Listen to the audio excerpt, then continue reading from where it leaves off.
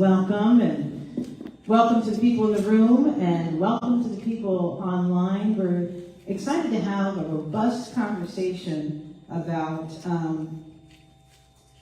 the Black in School Coalition and the work that NAN Sacramento, as a part of a coalition of 17 civil rights and equity organizations, has been doing to add African American students to the local control funding formula, which is the public school funding formula in California. Not because they're Black, but because they're the lowest performing subgroup in our California public schools. And just to put a little bit of color on that, 70% of Black students in California do not read or write at grade level. 70%. And 84% are not at grade level in mathematics. So when we talk about the lowest performing subgroup, that gives you some context for what we're talking about. A coalition has formed and has been doing really some groundbreaking work. And we're going to hear more about that today, but first let me introduce my panel. Immediately to my left is a member of the Berkeley Unified School District Board of Education, so I want to welcome Director Khadijah Brown to the conversation. And then we have Dr. Ramona Bishop, who is the visionary and CEO for Elite Public Schools. Welcome to the conversation, a critical member of the Black in School Coalition. And then joining us with the student voice is Tinsae Birhanu, who's from Black Students of California United, and she's a high school senior who's spending her morning with us, so thank you so much for joining the panel. And I want to say that this panel is hosted by the Western Regional Education Taskforce, and the director of that task force is Christina Laster. Welcome. And thank you for co-hosting this event at the NAN Sacramento conference. We're so excited to have the Western region here. I would like to have you just explain what that means, how many states we're talking about, and what the Western Regional Education Task Force is. Christina. So we are the Western Regional Education Task Force, and if you were to think of the National Action Network as a national entity organization, right, the Western region of the U.S. is what our task force covers. So all of the states within that region, from Nevada to Arizona to California, all have chapters in them, and in those chapters we have delegates that represent the interests of education, parents and families. And so I meet with all of those delegates, and we have an agenda to carry out different forms of advocacy, and that's what we do.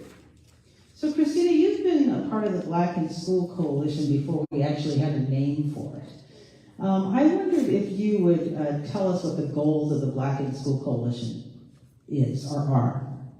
Really looking at the... Should it be is or are, Doctor? Are, thank you. First and foremost, I want to answer as a California native and resident and parent and grandparent and Black one at that, right, that cares deeply about education for my children and my grandchildren. And I know that my parents care deeply about education, and so that's the priority, right? We care about the education of Black children and also what that looks like generationally. And so we came together and in coalition looking at legislative changes that needed to take place in order to provide the needs of our students. And when we looked at the data, we saw that, like Margaret Fortune said, 70% of our kids, you know, were not reading at grade level, and another 85 almost couldn't do math. So we started looking at the local control funding formula, and there was a bill that we sponsored on the Western region from NAN. 82774 was what it was, and looking at how to amend or change it to reflect the needs of the lowest performing subgroup of students, which happen to be Black students and have been for over 20 years. And so that's how we all came together. All of us that are like-minded, looking for those changes, came together, and we have the Black in School Coalition.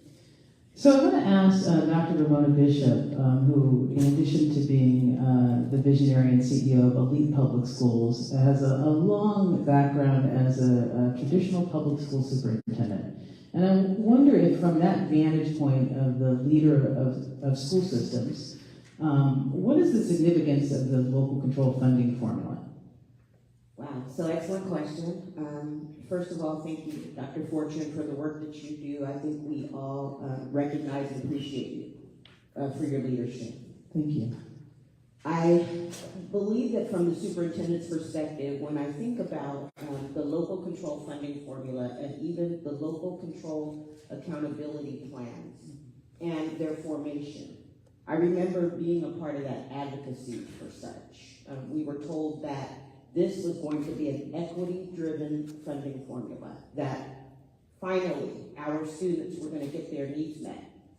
And I remember those rooms. I remember the State Department room when those conversations were had. And what I'll say to each of you is that I respect educators greatly up and down the state. I do. But we must really think about looking at student achievement when we look at educational systems. And so when we disaggregate the data in any school or school system up and down the state, unless you're talking about some of the Fortune schools, you'll find that Black students are at the bottom. And so when educators say, trust us, we know what to do. Unfortunately, there has not been that proven system that has sustained change for Black students.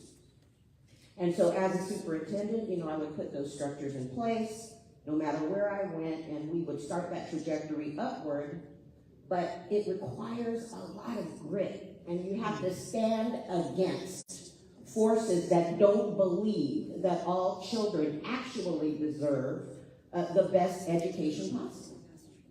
You are taking risks. I watch my friend Margaret every day fight against people who say that she shouldn't, or she's absolutely, and she's this and that, when in fact she has the data behind her to prove that Black students can achieve when they're held to account and the educators are wrapped around a system that works. So I think that, going back to your question, Dr. Fortune, as far as leadership, our leaders must challenge themselves more so to hold all educators accountable for educating all students, and particularly Black students. So when this local control funding formula, which is the public school funding mechanism for California public schools, was created, this was when Jerry Brown was governor, and he got rid of all categorical programs and said, I'm going to block grant this money to schools to do what they feel is best with some guidance and accountability, the ultimate local control. And the governor and the legislature at the time acknowledged that there were 3 groups of students that were high-need students, and they gave them that official designation. And they are English learners, low-income students, and foster youth. And even though then, as it is now, Black students are the lowest performing subgroup, Black students weren't called out in any way. And I want to go back to you to ask this question, Dr. Bishop. What does it mean for a school system when 3 groups are called out for priority? How does the school system begin to move to provide services for those groups? In this case, English learners, low-income students, and foster youth, that are basically triggering $6,000 per student extra for the school districts that they attend. How does the school district start to move once the state signals these are your priority groups? So the students are written into a plan. When you think about English learners in the state of California, they have teachers who have to hold special certification. You cannot teach English learners without being certified to do so. They have to have time carved out within the day, half an hour or so, to have their specific needs met based on the data.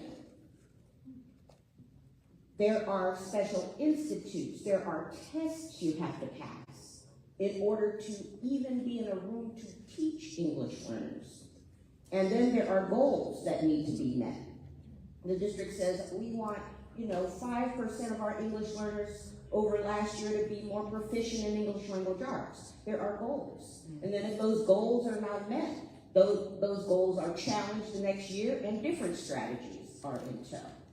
So that is what it means. And so going back to those rooms, Dr. Fortune, I remember looking at my colleagues and going, really? We're not fighting for Black students to be a part and identified in this LCFF? Why? You say you know what to do, but historically, we have not seen that. And so as such, you know, this is why our fight in the coalition. So here we are, and this local control funding formula, Director Brown, was created in 2013. So now it's a 10-year-old, right? 10 years is always a good time for reflection as we look at legislation to say, you know, how did the implementation go? Now, what I find intriguing, you and I had a conversation and you shared some history with me that I didn't know, which is that Berkeley Unified did something different. And Berkeley Unified, in the local control accountability plan, acknowledged Black students. So tell us what Berkeley did and when they did it and why they did it. That's an excellent question, Dr. Fortune. Thank you for the opportunity to talk about what Berkeley did. So I'm proud to be a part of Berkeley Unified School District. Just a little history about Berkeley. We were the first school district in the nation to integrate our schools without a court order. Okay, so that just gives a little bit of history about the readiness of Berkeley. So in 2013, when the local control accountability plan came about, Berkeley decided, well, this is our opportunity to say what our priorities, what our goals, and what our values are. And we saw within our school district that our lowest performing students were our Black students. And so we took the opportunity to explicitly call out our Black students in our LCAP plan. We were the first and only district at the time to do so. And when we called our students out in our LCAP plan, there's also something else that we needed to do as well. And that was to create a board policy that said that this money that we get from LCFF because of our LCAP plan will go specifically to students. We're not using it for raises. We aren't using it for programming for any other thing else, but we are using it explicitly for students and explicitly in this time for Black students. And so from that, we were able to create programs like our Emoja program, which helps our students to feel like they're a part of welcoming and culturally affirming environments. We created something called Super Science Saturdays, which focus on STEM, mathematics, and science for our Black students on Saturdays. And because we did that, and because we put our money where our mouth was, because what we were saying is that our Black students are underperforming, our Black students are not receiving support, and so we decided to put the money towards our Black students, and we were able to see incremental changes. Now at the time, although we had a history of integrating, we had a history of supporting our students, we had the largest achievement gap in the nation. Berkeley Unified School District, Berkeley, a very liberal city, had the largest achievement gap in the nation. I just want you to sit with that for a minute. And that's a problem, right? And so we decided that we were going to do something to ensure that our achievement gap did not look like what it looked like. And so we were able to see those incremental changes in our data. And it happened because of a partnership, not just with the Board of Education and with the district, but it was a partnership with our community. So while board members were speaking to the community and saying, this is what we're going to do, I know it's going to feel a little different, I know it hasn't been done before, I know you haven't seen this before, but trust us, we have community members, a group called PCAD, Parents of Children of African Descent, who teamed up with a group called United in Action, and they promoted our LCAP plan all over the city and then ultimately all over the state of California, which then sparked movement across the nation. And so that's what we were able to do for our students in BUSD, and that's what we're continuing to do because our LCAP is our goals, our priorities, and ultimately our values. See, that's really extraordinary because it does deserve applause. Because what I hear you saying is that you did it in partnership with parents. Were the parents the advocacy that pushed the district to go in that direction, or was it the other way around? Did the district push the parents? Well, that's a good question, Dr. Fortune, and the answer depends on who you're asking. Okay. Right, and so. Success has many mothers, failure is an orphan. There you go. That's exactly right. But more importantly, depending on who pushed who, it was done in partnership. So one would not be able to work without the other, right? So board members would not be able to have a vote and make those decisions if it wasn't for the advocacy of families. And the advocacy of our families would not have happened if it weren't for our board members like the late Karen Hemphill, who just passed away, and Josh Daniels, who decided that this is what our board is going to do, this is what we're going to stand for, and this is our time right now. That's extraordinary. And just one more thing before I go to Tinsae. When did that happen? Do you remember the year when Berkeley included Black students in their LCAP? It was the first year that LCAP was introduced in 2013. Wow. Okay, so let's just get some context here.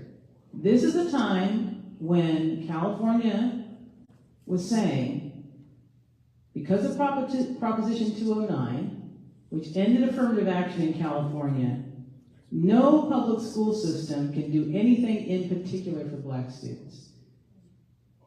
And right now, what the governor, Gavin Newsom, is saying is that the reason why Black students can't be acknowledged as a high needs group in California, not because of their race, but because of their academic performance. So even if you don't call them out by name, he's saying, if the result is that Black kids in particular are helped, then it's a Prop 209 violation. But here we have Berkeley, who's been doing it since 2013.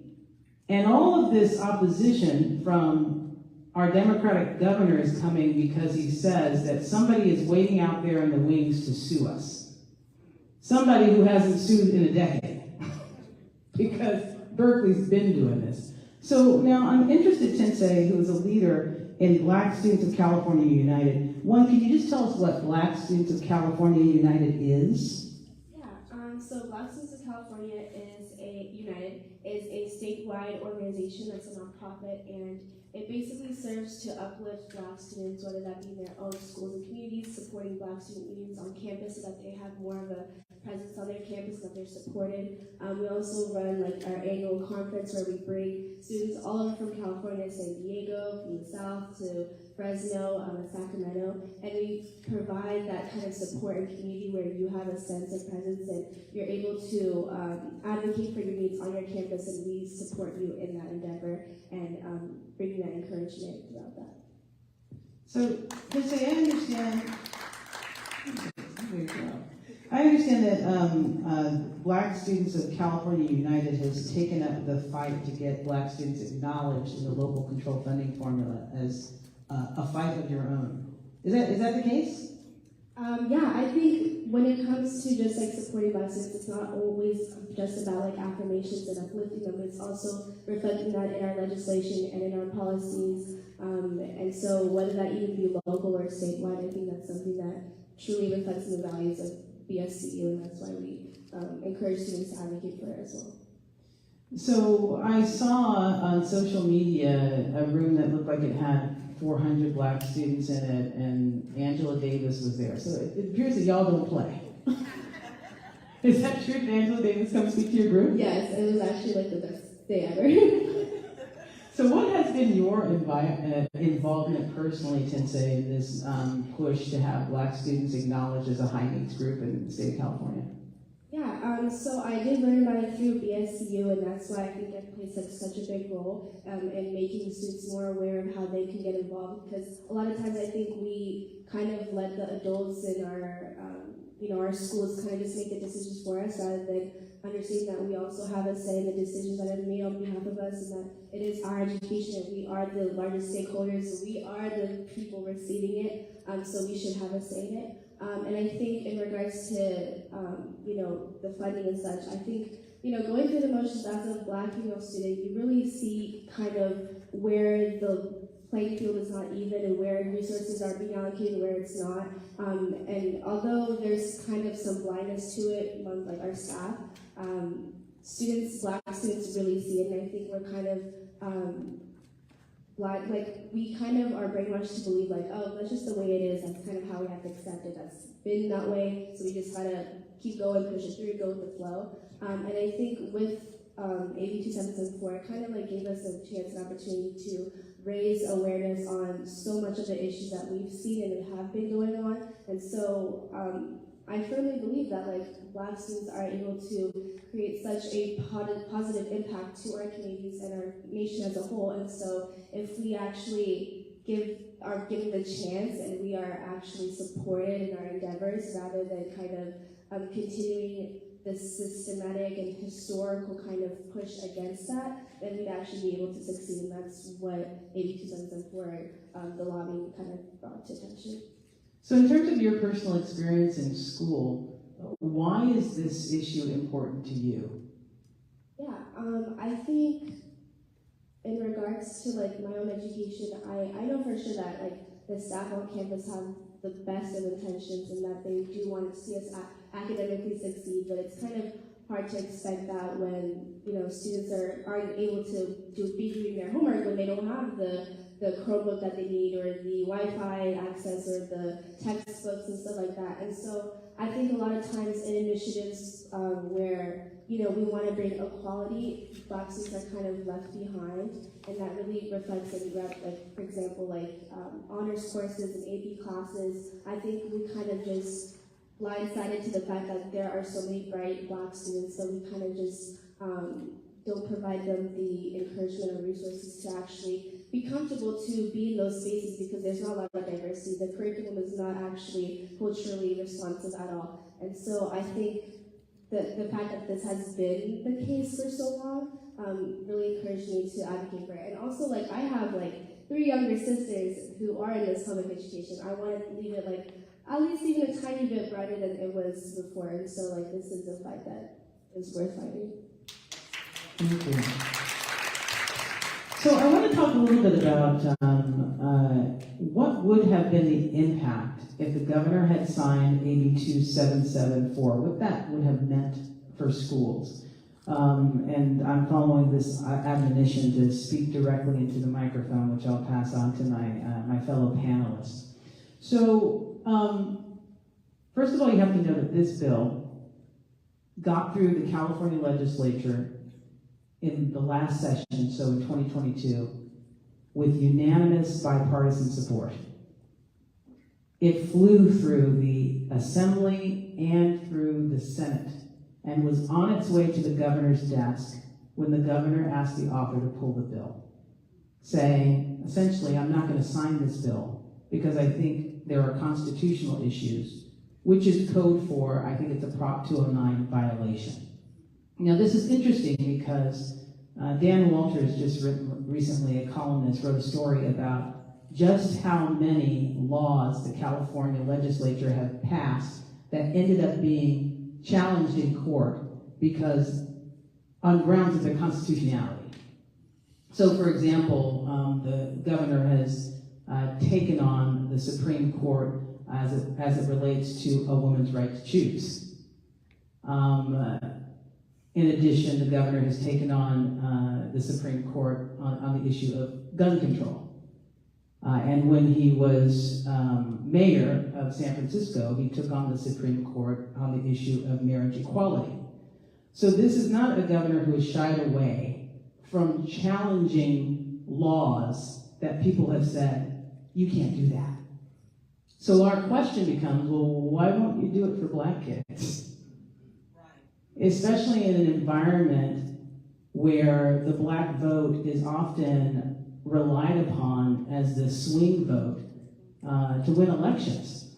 And while the Black vote in California is not as strong as it is nationally for a politician that has national aspirations, because we all know that Gavin Newsom is angling to be president of the United States, no matter what is said publicly by his administration, you've got to go through South Carolina. And our current president, even before the primaries were changed, even before the caucuses were changed, had to get through South Carolina to become president of the United States, right? He had to get through, it was Congressman Claiborne that made his political future. But Black students are not a group that this administration will actually fight for, which is extraordinary. Instead, they've pivoted the conversation, Christina, to talk about income rather than performance. Because why? So I want to call this what it is, a structural form of racism, right? And so let's just call it what it is. And everyone is allowed to say all, but if all included Black, we would see something different, and we don't. So then when we say, well, all was supposed to include Black, but it didn't, so now we're saying in this moment, in time in history, that we want our children to have what they need to be free from the oppression of the structural racism and actually have learning justice, there's a problem. And that's why the National Action Network is heavily involved in this and also concerned as a civil rights organization, right? And the state of California has been willing to be very liberal in other opinions and outward conversations, but when it comes to Black children, there's silence, and that silence is complicit. So, I like what you said, Dr. Bishop, about having grit in this fight, because we do have to have grit, because the enemy is on all sides. When you start talking about Black children, and I have 4 of them, so I'm heavily invested in this, then people come from every angle fighting, well, what about all? What about all? Well, why didn't the all include Black when it was supposed to? Right? And I remember one of the first times I heard you, Dr. Fortune, speak, you said, powerful people educate their own children.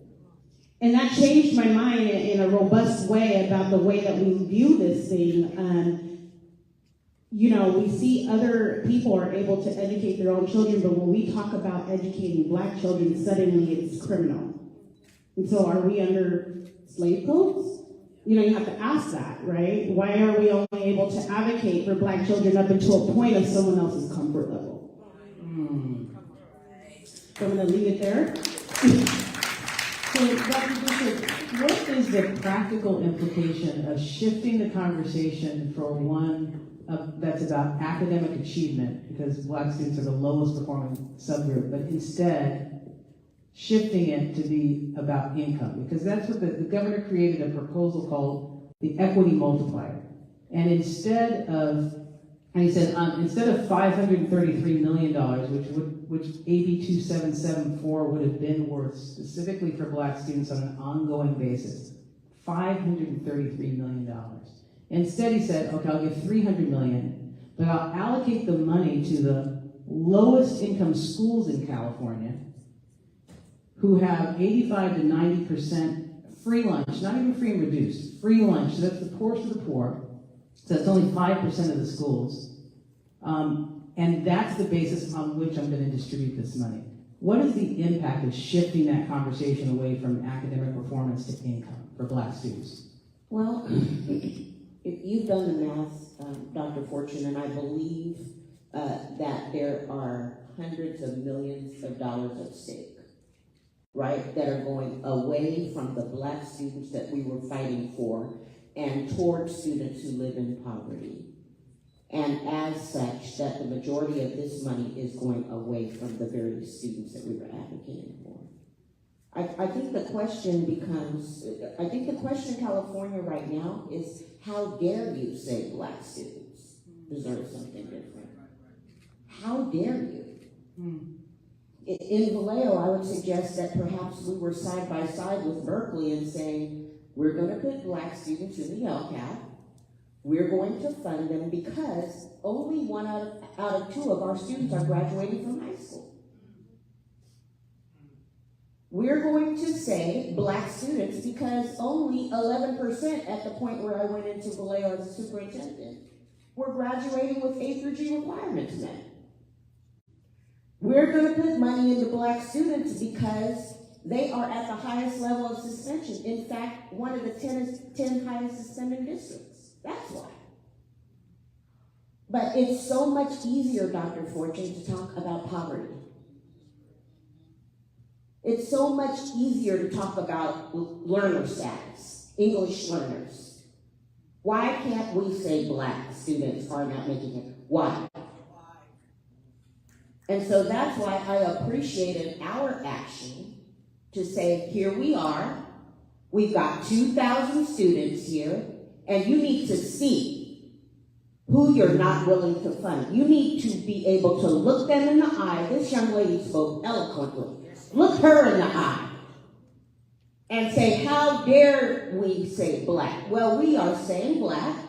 We're not shying away from it.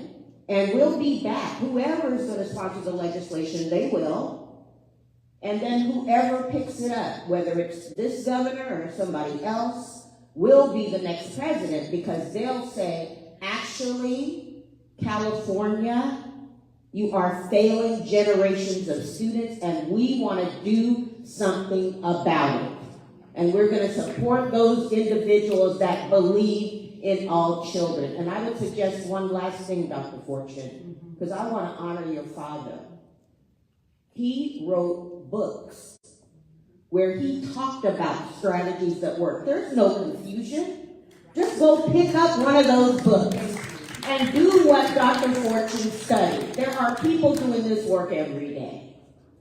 And that, combined with the funding, as we've seen with the English learners, the foster youth, the homeless, you can change the trajectory for students if you use those practices and use them well.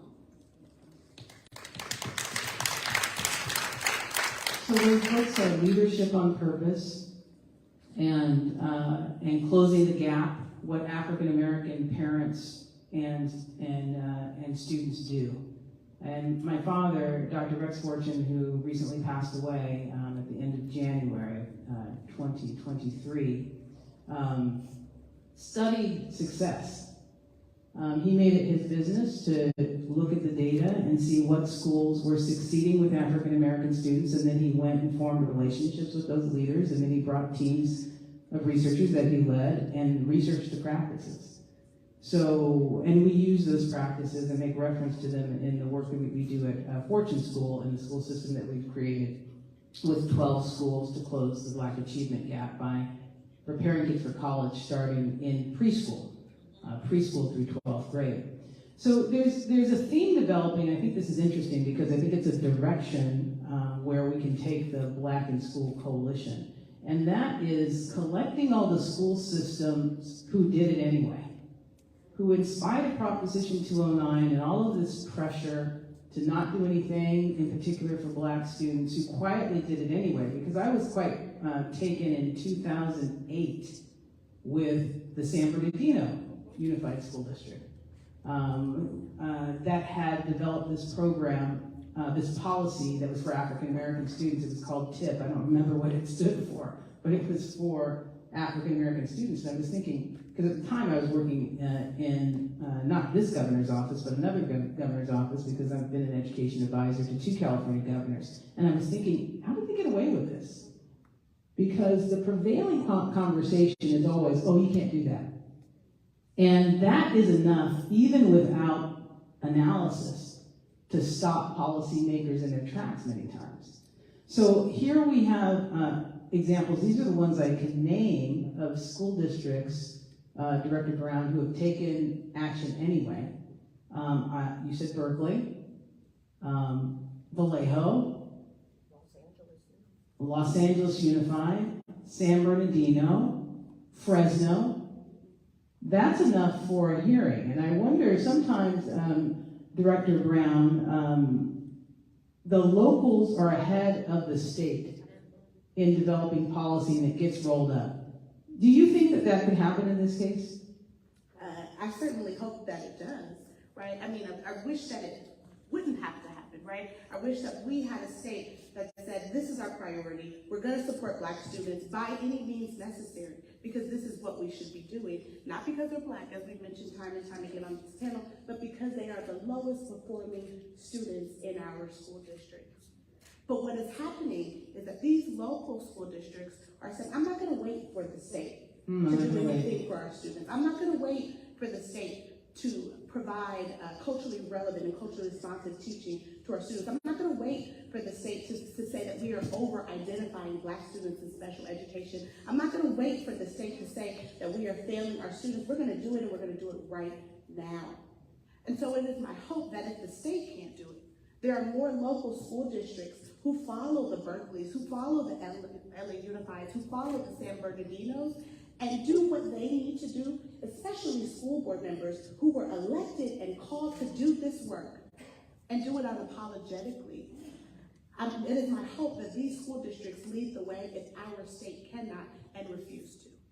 Well, one of the things that I know for sure is that leaders convene. Absolutely. And so I think this sounds like the topic of a wonderful hearing that perhaps we ought to convene and lead from the daises that we occupy. So I want to stick with you, Director Brown. You're an elected official, and you're leading a conversation at the Berkeley Unified School District Board of Education about reparations. And there's an intersection here, I think an interesting intersection, because the reparations task force for California actually recommended that Black students be added right alongside English learners, low-income students, and foster youth as a part of the local control funding formula. And they did this in 2022 at the same time in which we were sponsoring this legislation. And they weren't subtle. Like, we were subtle. We said, well, not because they're Black, it's because they're a low-performing subgroup, They just straight up said Black students. And so there became this intersection in this conversation between what we're talking about adding Black students to the local control funding formula and the whole reparations conversation. And I noticed in a story that I was contributed to for Ed Week that Berkeley was called out for its work in K-12 reparations. I wonder if you could talk about that. I'm going to ask you to pull your microphone up a little bit. Absolutely. So around 2020, after the unfortunate murder of George Floyd, there were so many community groups that gathered together, so many businesses that gathered together to say, what can we do to support Black people? And so many groups led by Black and African American folks that said, what is it that we need? Because now is our time to act. So during that time, I wrote and sponsored a Black Lives Matter resolution for Berkeley Unified School District. And that resolution called out a couple of things, but also simultaneously, during that time I was doing work in the community to see what reparations would look like in Berkeley Unified School District. And so I convened a group of community members, right, going back to the community pushing these initiatives and these programs that we need. So I convened a group of community leaders alongside one of my former school board members, and we met for 2 years. And we researched and we put polls out into the communities of the city of Berkeley, and we met with so many different community groups who were interested in supporting reparations for our students. And so from there, the community group called on Berkeley Unified School District to create a task force to explore the possibility of true reparations for our students.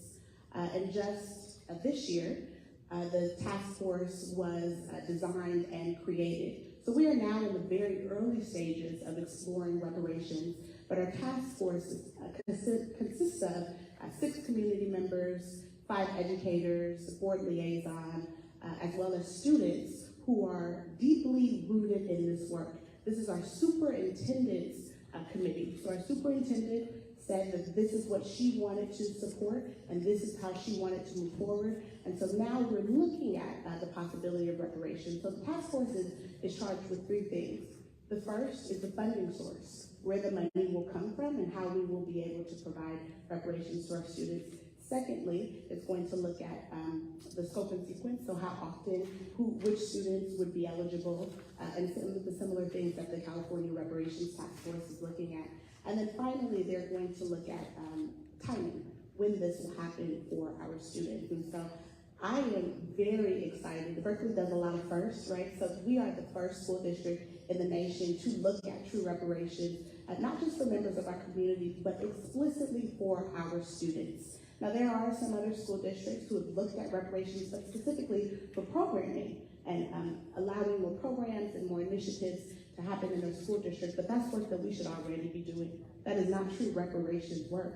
True reparations is giving money to students that will hopefully change their lives at some point, and allowing them to use those funds to improve their lives, whether it be using it as a scholarship to go to college, a down payment on their home, to support them as they start a business, because that's what we are exploring in Berkeley. So please stay with us, please watch, please support, and please spread the word, because this has to happen, and it has to happen not 10 years from now, but it has to happen right now for our students.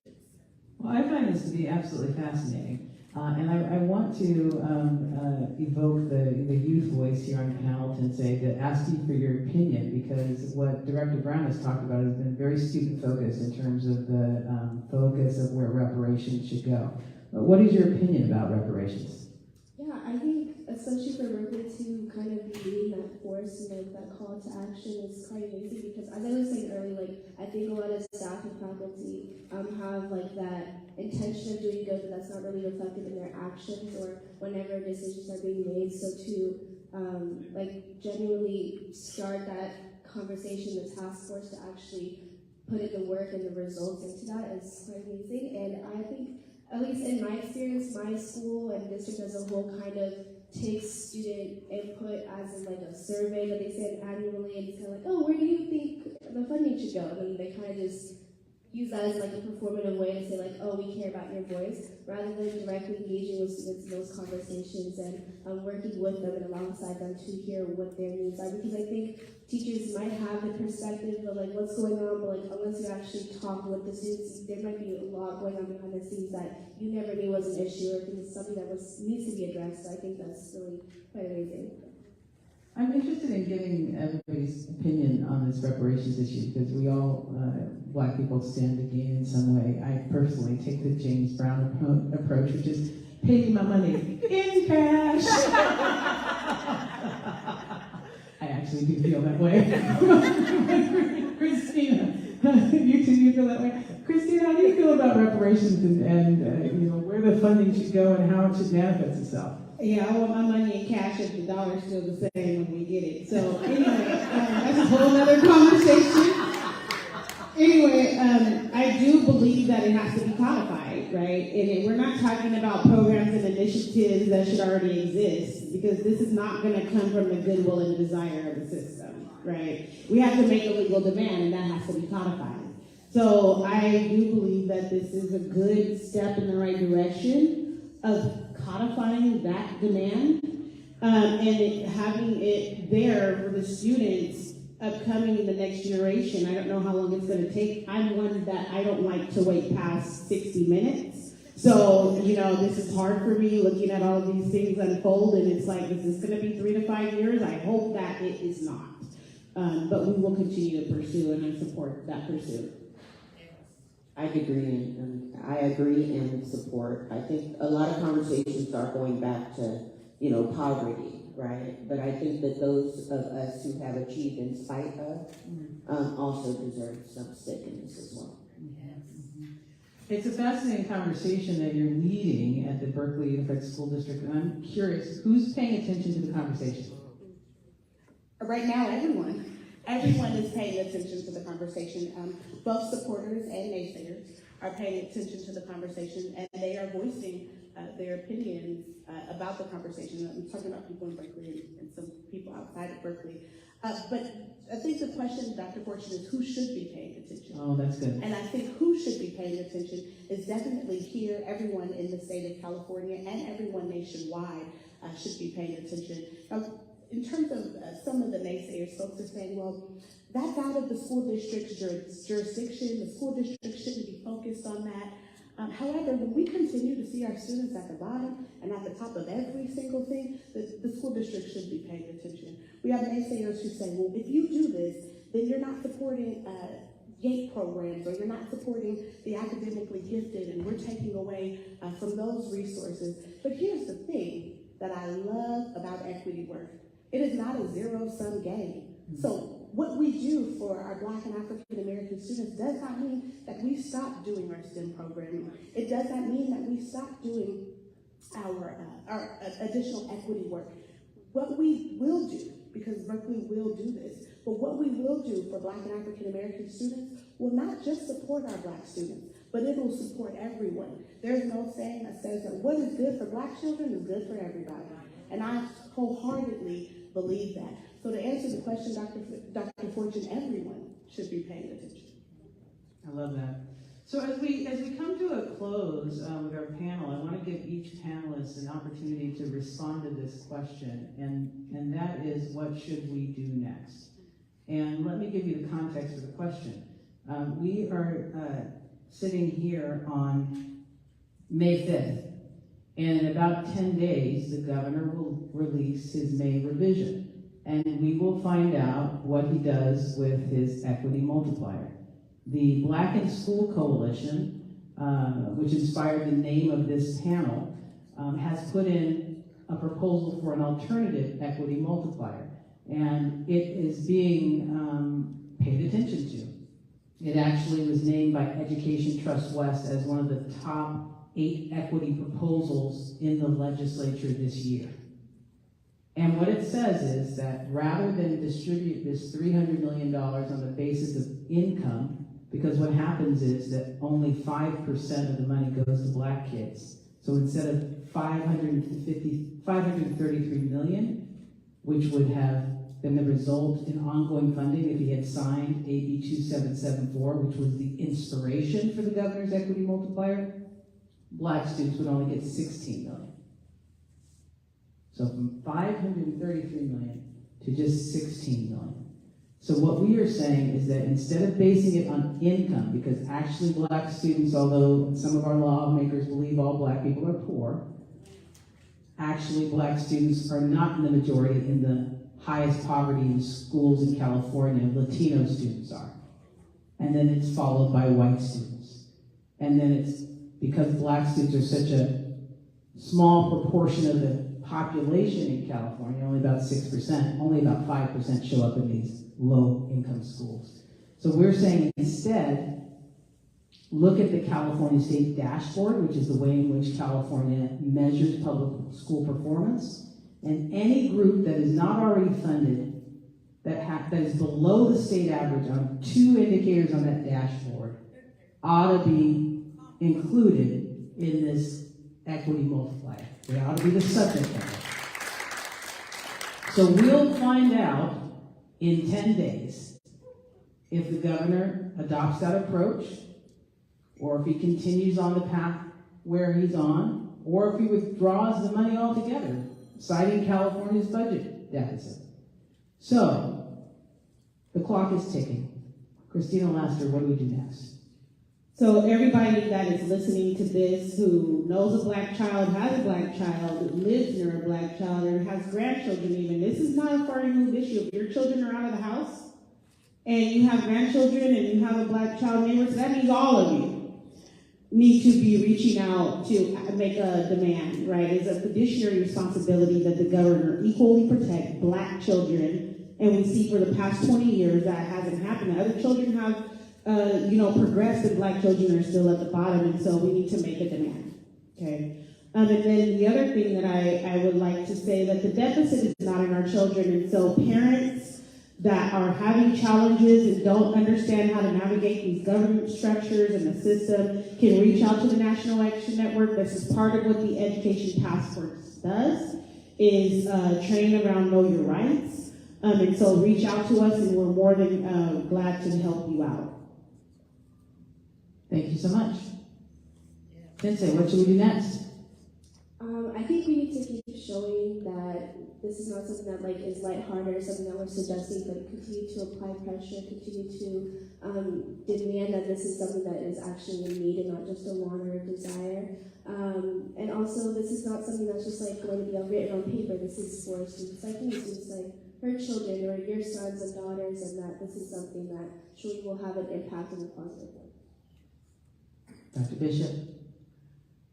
Yeah, so I'm just going to say, at the end of the day, if the state of California can't do what it needs to do for Black children, we need to sue the state of California. That's what it is. Director Brown. I think what we need to do next and what we need to continue to do is make noise about this. When I first learned about the Black in School Coalition, and I first learned about this work, there was one article that was written about what the governor had done. And now there are more articles that are written, but not a lot of folks know about it. And so it looks like calling on our electeds, it looks like calling on our school board members, it looks like calling on our school districts to advocate for and to ensure that this happens for our Black students in the state of California and ultimately happens nationwide. And if that approach is not just, in the same way that you will let anyone know about all your business on Facebook, make this your business. Make this what you are focused on. Make this your story, your post, your highlight, what you talk about, not just in your own communities, but in other communities, because we know that this work also requires that we have some co-conspirators. It requires that we have allies as well. And so tell everyone you know and encourage them to tell 25,000 people every single day about this work, because it will only happen with advocacy and if we make noise. So I want to give you a resource to push, and to push right now, to contact every member of the California Budget Committee who's in a position to respond to the governor's budget. Go to blackinschool.org. That's blackinschool.org. Take out your cell phone and go to blackinschool.org, and there's a call to action there. You can fill it out and send a message to your legislator and also every legislator who is on the budget committees of the state of California. And if I'm not mistaken, you can push a message to Governor Newsom as well. That's blackinschool.org for your direct action today. And if you're watching this online, I want to invite you to do the same. If you see it on a loop, it's never going to be too late. Even if it's past May 15th, this issue is going to continue until the budget is signed, which is June 30th if they're on time. I want to thank Christina Laster, the NAN Western Region Education Director, Dr. Ramona Bishop, the President and CEO of Elite Public Schools, Tinsae, Birhanu, who's from the Black Students of California United, and Khadijah Brown, Director of the Berkeley Unified School District Board of Education, for joining us today for this Black in School panel. Give yourself a hand. Thank you. Let me take a picture. Welcome to